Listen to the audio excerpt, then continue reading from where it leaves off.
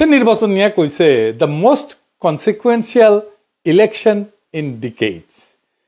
ইংরেজি যেহেতু কইছে ঠিকই কইছে, তাই না? এর বাংলা হইতেছে গত কয়েক দশকের সবচেয়ে পরিণাম নির্ধারক নির্বাচন হইতে যাইতেছে।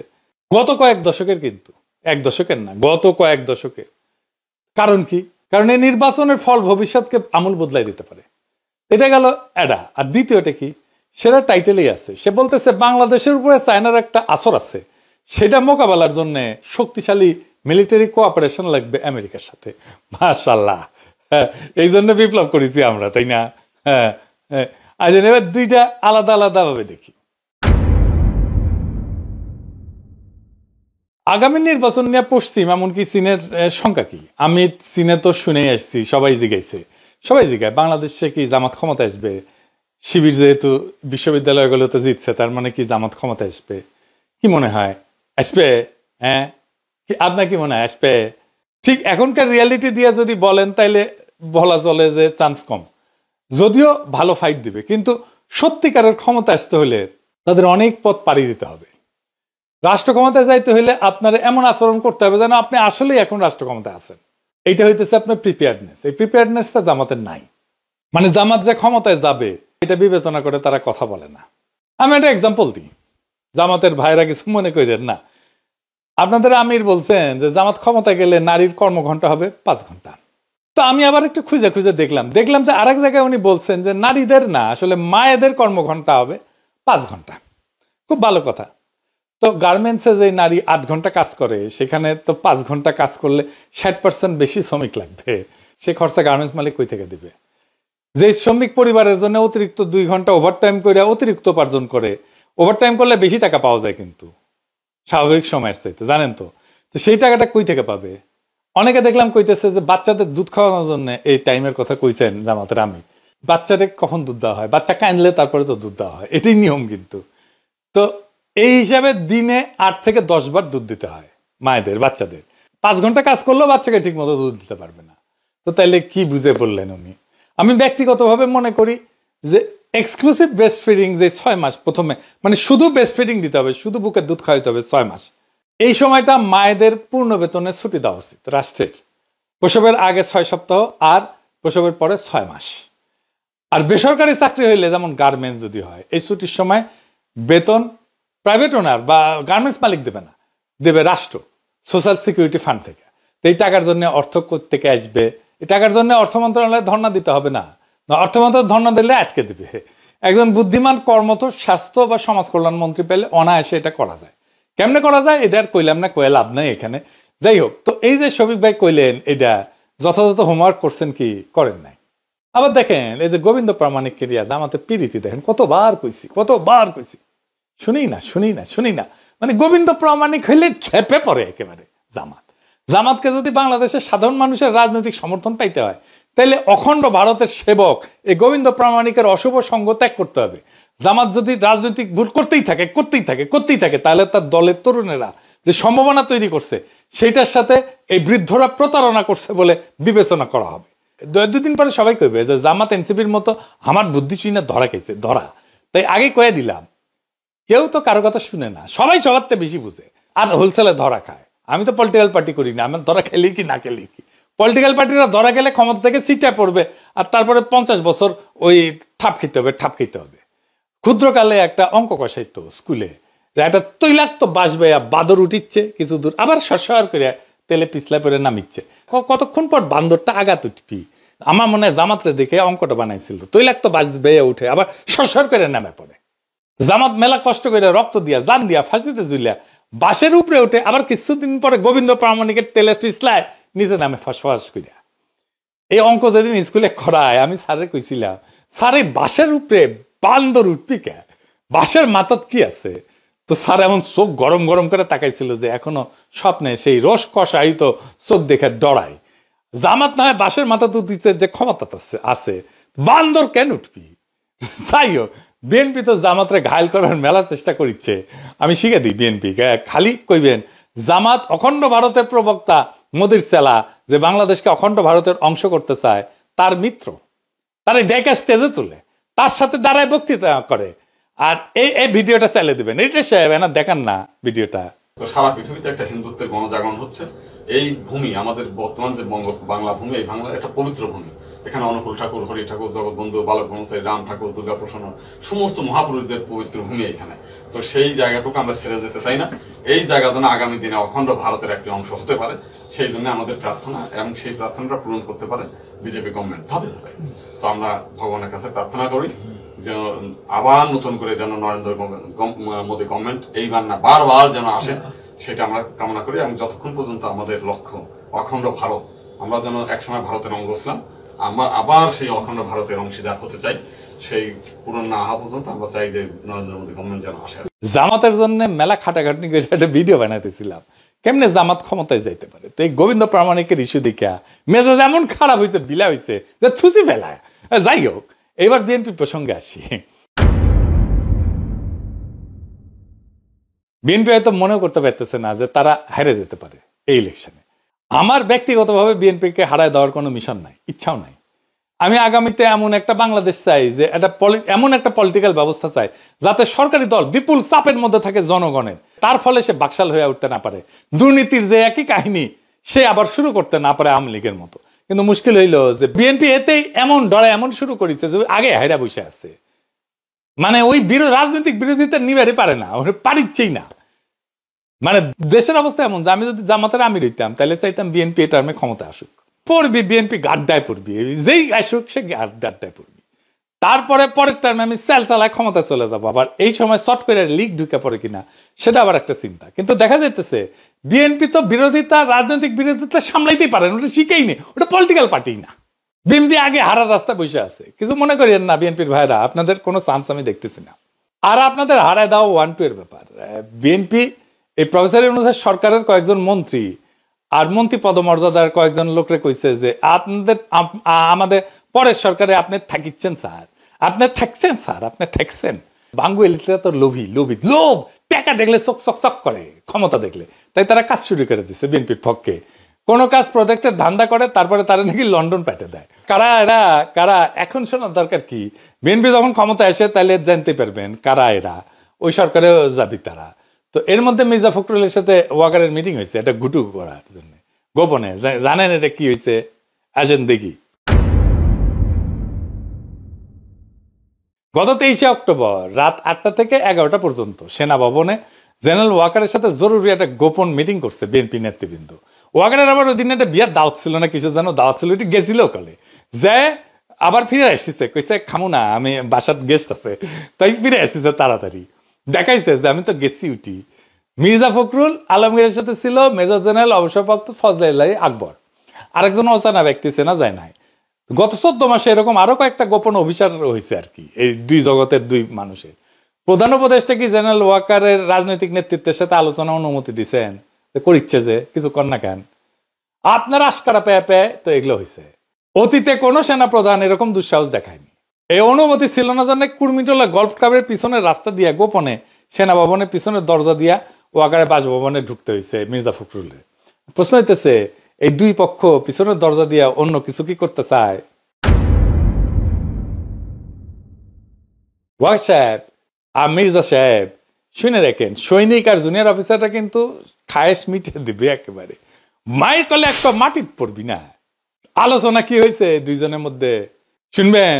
আচ্ছা শুনেন, দুইটা বিস্ময়কর বিষয়ে তাদের মধ্যে আলোচনা হয়েছে।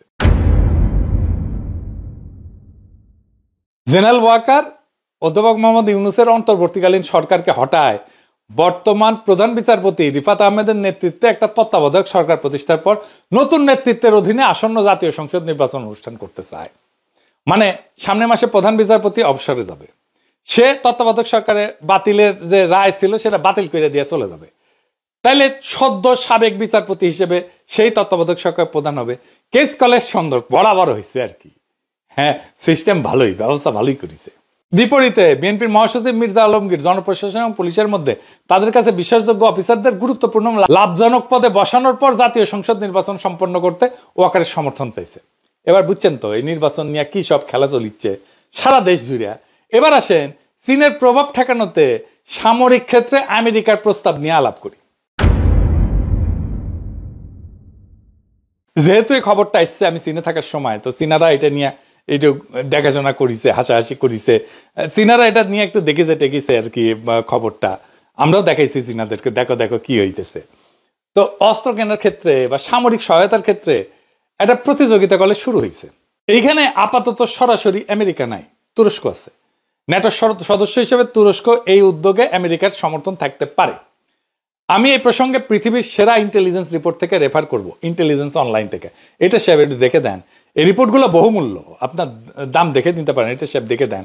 তবে এটা সাবস্ক্রাইব করেছি আমরা আমাদের চ্যানেল থেকে। এইখানে বাংলাদেশ সংক্রান্ত যে ইন্টেলিজেন্স রিপোর্ট আসবে সেটা আপনাদের সাথে শেয়ার করব।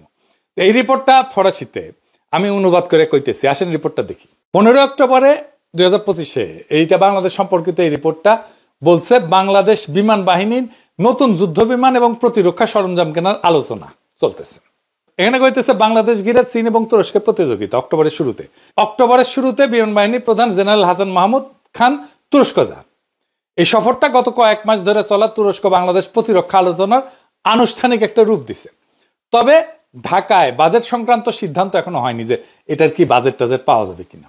চীনের সঙ্গে কোনো যুদ্ধ বিমান ক্রয়ের চুক্তি কিন্তু সেজন্য এখনো হয়নি। নানা গুজব আছে বাংলাদেশ এখনো যে-10 সিই যুদ্ধ বিমান কেনার বিষয়ে কোনো চুক্তি স্বাক্ষর করেনি। জেনারেল খান ব্যক্তিগতভাবে জানাইছেন যে ওই ইন্টেলিজেন্স অনলাইনকে যে এই বিষয়ে কোনো বাজেট নথি প্রধান উপদেষ্টা প্রফেসর মোহাম্মদ ইউনূসের ক্যাবিনেট অনুমোদন করেনি এখনো। চীনা দূতাবাস আপাতত বিরত থাকতে বলছে, কারণ প্রফেসর ইউনূসের নেতৃত্বাধীন সরকার অন্তর্বর্তীকালীন কখন চলে যায় তার কোনো ঠিক নাই। আবার এই জেনারেল খান অক্টোবরের শুরুতে তুরস্কে একটা সামরিক শিল্প প্রতিনিধি দল নিয়ে গেছিলেন। তিনি সেখানে অ্যাসেলসান এবং বেকার ম্যাকিনার বিখ্যাত TB2 ড্রোনের নির্মাতা যেটা, এর সঙ্গে বৈঠক করছেন। বাংলাদেশ ইতিমধ্যে TB2 ড্রোন চালিয়েছে, কিন্তু এর আগে জুলাই এবং আগস্টে আরো 2টা অনানুষ্ঠানিক সফর হয়েছিল। অক্টোবরের সফর সেই আলোচনাগুলোকে একটা আনুষ্ঠানিক রূপ দিছে। ঢাকা এখন নতুন প্রজন্মের হাইজার মিসাইল ডিফেন্স সিস্টেম, বিমান বাহিনীর সিস্টেম আপগ্রেড এবং রকেটসনের অ্যান্টি ট্যাঙ্ক গাইডেড মিসাইল এইসব তুর্কি সরঞ্জাম কিনতে আগ্রহী। আর বাংলাদেশ বিমান বাহিনী বহু বছর ধরে চীনের J-7 ফাইটার জেট চালাইতেছে। এইটা কিন্তু সোভিয়েত MiG-21 এর সংস্করণ। এইগুলা 1960-এর দশকের নকশা করা এবং 2013 সালে বাংলাদেশের জন্য শেষবার উৎপাদিত হয়। এরপরে কিন্তু উৎপাদন বন্ধ। এখন বিমান বাহিনী নতুন বিমান কেনা এবং পুরানোগুলোর আধুনিকরণ উভয় দিকে দৃষ্টি রাখছে। তো বাংলাদেশের তুরস্কের কাছ থেকে অস্ত্র কেনার বিষয়টা কৌশলগতভাবে আমেরিকার জন্য উপকারী, অন্তত গ্রহণযোগ্য। কেন আসেন সেটা বুঝে দেখি। তুরস্ক এখনো মিডলম্যান, সরাসরি না, পরোক্ষভাবে আমেরিকান সিস্টেমের সাথে যুক্ত। তুরস্ক অনেক বড় প্রতিরক্ষা কোম্পানি যেগুলো আছে সেগুলো মূলত ন্যাটো মানদণ্ডে ন্যাটো স্ট্যান্ডার্ড কম্প্যাটেবল অস্ত্র তৈরি করে। অর্থাৎ তাদের কমিউনিকেশন সিস্টেম, ইন্টারফেস এবং সামরিক সফটওয়্যার আংশিকভাবে পশ্চিমা প্রযুক্তির সাথে সংযুক্ত, সামঞ্জস্যপূর্ণ। ফলে বাংলাদেশ যদি তুরস্ক থেকে এই সমস্ত সিস্টেম নেয় তাহলে সেগুলো চীনা বা রুশ সিস্টেমের মতো ক্লোজ টেকনোলজি না। এইটা বাংলাদেশকে আমেরিকান সমর্থিত প্রযুক্তি ইকোসিস্টেমের কাছাকাছি নিয়ে আসে, সরাসরি যুক্ত না হইয়াও। 2 নাম্বার হইতেছে তুরস্ক কিন্তু যুক্তরাষ্ট্রের সাথে প্রতিযোগী, কিন্তু সে ন্যাটো সদস্য। এইটাকে বলা যেতে পারে যে কন্ট্রোলড অটোনমি আর কি, বা নিয়ন্ত্রিত স্বায়ত্তশাসন। তুরস্ক অনেক সময় আমেরিকান নীতির সঙ্গে দ্বন্দ্বে যায়, যেমন ধরেন S-400 কেনার ব্যাপারে, কিন্তু তবুও এটা ন্যাটো সদস্য এবং আমেরিকার সামরিক কাঠামোর অন্তর্ভুক্ত। তাই যদি বাংলাদেশ তুরস্ক থেকে অস্ত্র কেনে সেটা আমেরিকার দৃষ্টিতে কম ঝুঁকিপূর্ণ বিকল্প, চীন বা রুশ অস্ত্র কেনার তুলনায় অনেক বেশি গ্রহণযোগ্য। এইভাবে ওয়াশিংটন বলতে পারে ঢাকা চীনের বদলে অন্তত ন্যাটো অ্যালাইন্ড সাপ্লায়ার বেছে নিতেছে। 3 নাম্বার, তুরস্কের অনেক অস্ত্রই আমেরিকান কম্পোনেন্ট বা প্রযুক্তির উপর নির্ভরশীল। যেমন ধরেন TB2 ড্রোন, এইটাতে যে সেন্সার এবং নেভিগেশন সিস্টেম আংশিকভাবে কানাডা এবং আমেরিকান উৎসের। রকেটসন মিসাইলের কিছু ইলেকট্রনিক কম্পোনেন্টও বা চিপসেট পশ্চিমার লাইসেন্সে। ফলে বাংলাদেশ যদি তুরস্কের কাছ থেকে কেনে তাহলে সেখানে আমেরিকান সাপ্লাই চেইনের একটা পার্টিসিপেশন থেকেই যায়, অংশগ্রহণ থেকেই যায়। এটাও যুক্তরাষ্ট্রের জন্য অর্থনৈতিক স্বার্থে উপকারী। 4 নাম্বার, কূটনৈতিকভাবে চীন নির্ভরতা কমানোই যদি মূল লক্ষ্য হয় তাহলে আমেরিকার বর্তমান দক্ষিণ এশিয়ার নীতি, বিশেষ করে ইন্দো প্যাসিফিক যে স্ট্র্যাটেজি, এটা চায় বাংলাদেশ যেন চীনের সামরিক নির্ভরতা থেকে ধীরে ধীরে বাড়ায় আসে। তুরস্ক থেকে কেনা মানে হইল চীনের উপরে নির্ভরতা কমানো। তাদের দুইটাই হইল, আমেরিকার দিক থেকে পুরোপুরি না ঝোঁকাও হইল, আবার আমেরিকার অ্যালায়ের অস্ত্রও কেনা হইল। এটাকে বলা যেতে পারে থার্ড পাথ ব্যালেন্সিং। আমেরিকার কৌশলগত দৃষ্টিকোণ থেকে বাংলাদেশের জন্য গ্রহণযোগ্য একটা মডেল। তো তুর্কি সামরিক প্রভাব আমেরিকার জন্য এক ধরনের সফট ব্যালেন্সিং। তুরস্ক এখন একটা মুসলিম বিশ্বের মধ্যে এক ধরনের মডারেট ইসলামিক টেকনোলজি পাওয়ার তৈরি করছে। বাংলাদেশের মতো দেশে এই সম্পর্ক আমেরিকার কাছে ভালো প্রভাব তৈরি করে, কারণ এটা ইরান বা চীনা সামরিক প্রভাব কমায়। বাংলাদেশ যদি তুরস্ক থেকে অস্ত্র কেনে, তা চীনার নির্ভরতা কমায়, আমেরিকার আঞ্চলিক কৌশলের সাথে সামঞ্জস্যপূর্ণ হবে। ওয়াশিংটন প্রকাশ্যে কিছু না বললেও অন্তর্নিহিতভাবে এই প্রবণতাকে তারা স্ট্র্যাটেজিক্যালি পজিটিভ রিঅ্যালাইনমেন্ট হিসেবে নেবে। তো বাংলাদেশের সামনের দিনগুলো এখনো খুব স্পষ্ট না। তার মানে বুঝতে পারতেছেন তো যে আমেরিকার একটা সামরিক ইন্টারেস্ট আছে, খুব শক্ত।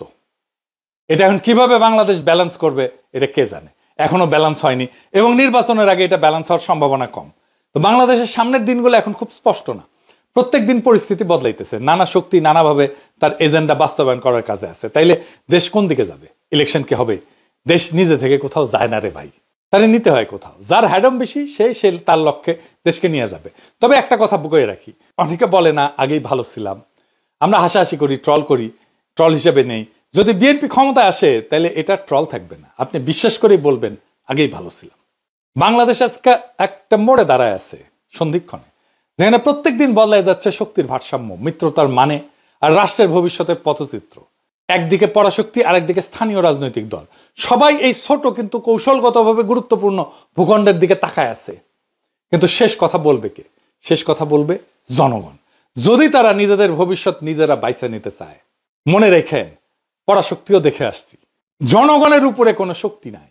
জনগণ যেদিকে থাকবে পরাশক্তি সেদিকে থাকতে বাধ্য। সব মিলেমিশে বাংলাদেশের চারপাশে সবাই মিলে তৈরি করছে এমন এক অদৃশ্য প্রতিযোগিতার বলয়। এই প্রতিযোগিতা কিন্তু ভয় পাওয়ার না, বরং বাংলাদেশের প্রজ্ঞা আর স্বার্থ রক্ষার শক্তি পরীক্ষার সময়।